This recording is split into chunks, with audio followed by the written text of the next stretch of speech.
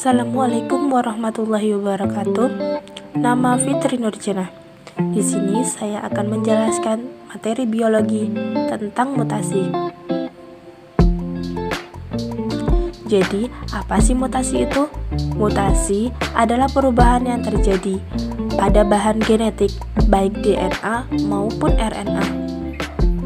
Perubahan tersebut bisa terjadi pada taraf urutan gen, mutasi titik, maupun pada taraf urutan kromosom yang disebut aberasi.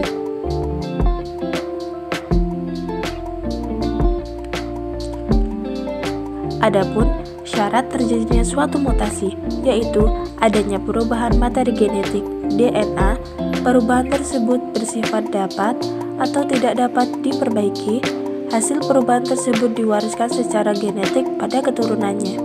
Adapun tempat terjadinya suatu mutasi, yang pertama yaitu mutasi gametik, adalah mutasi yang terjadi pada sel gamet.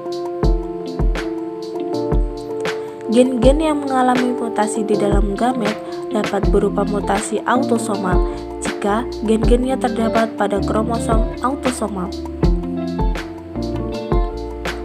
Yang kedua yaitu mutasi somatik, adalah mutasi yang terjadi pada sel-sel soma ataupun sel tubuh, dapat berupa zigot, sel-sel embrio, maupun sel dewasa. Kejadian mutasi somatik yang terjadi pada janin yang sedang dikandung oleh ibunya dapat mengakibatkan cacat bawaan. Kejadian mutasi somatik pada orang dewasa pun dapat mengakibatkan kanker.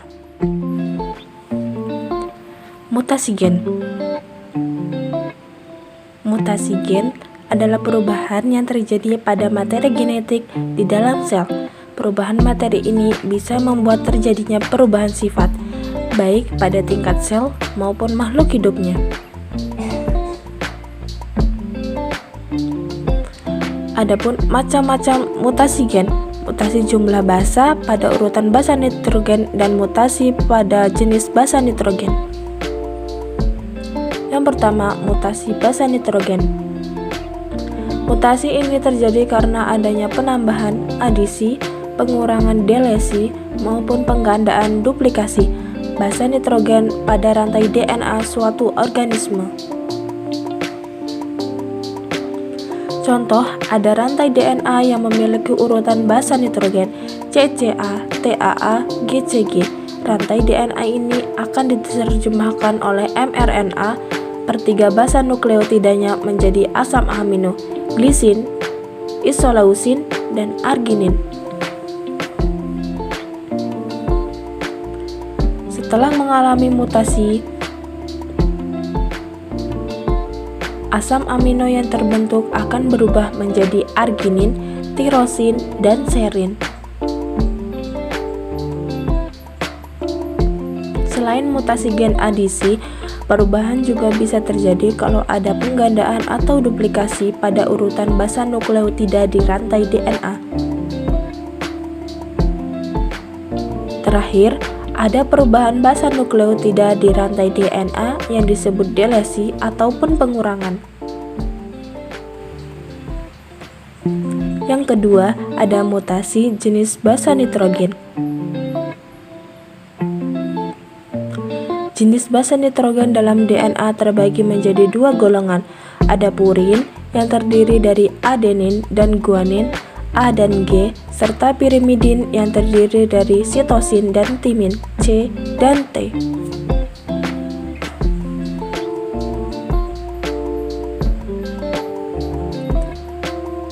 Mutasi bisa terjadi pada golongan sejenis atau disebut mutasi gen substitusi transisi. Kalau perubahannya terjadi pada golongan yang berbeda disebut substitusi transversi.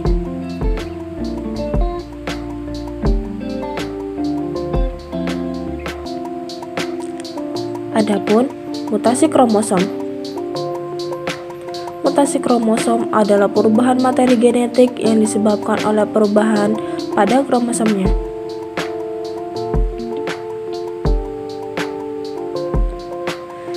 Jenis mutasi kromosom yang pertama yaitu delesi, adalah hilangnya bagian dari kromosom saat proses meiosis.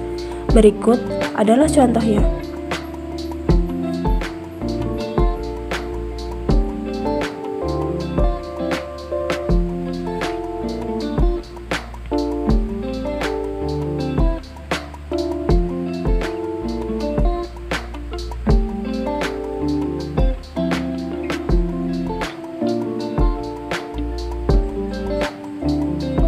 Yang kedua, ada translokasi, adalah mutasi yang disebabkan oleh menempelnya potongan kromosom ke kromosom non-homolognya. Berikut adalah contohnya.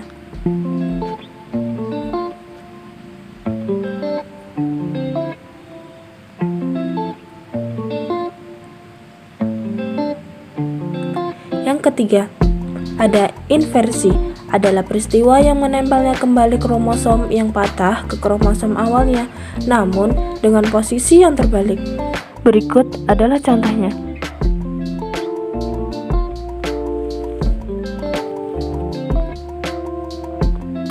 Yang keempat, ada duplikasi.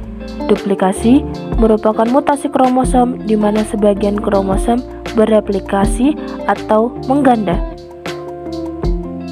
Berikut adalah contohnya.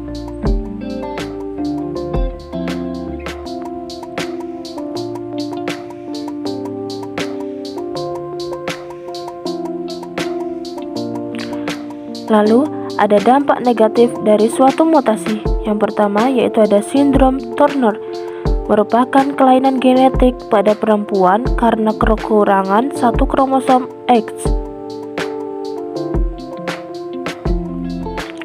Yang kedua, ada sindrom Jacob, diderita oleh para pria. Sindrom Jacob terjadi karena adanya satu tambahan kromosom Y pada pria sehingga kromosomnya menjadi XYY.